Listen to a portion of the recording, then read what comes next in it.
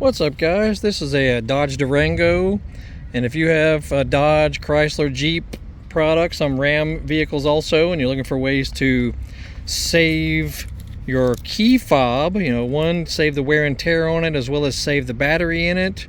As long as you have the fob on you, in your pocket or your purse or in your hand or whatever, there's certain things you can do that you won't need to use the buttons in order to operate things in the vehicle. Like, say you walk up to the car and you want to unlock it, just put your hand over it, hear it unlock. If you want to lock the doors, it locks it. If you want to open the rear hatch, just put your hand under here,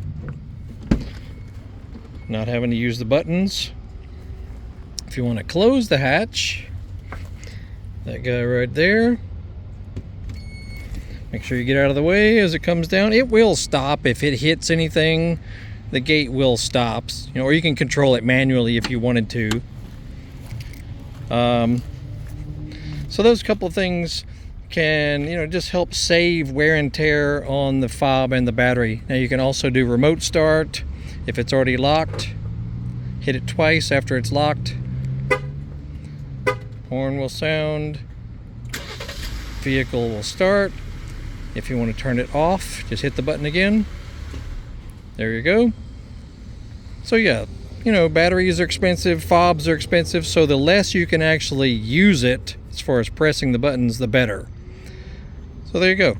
I've got other videos about Dodge Durangos on my channel, so check it out. You'll see the playlist link pop up at the end.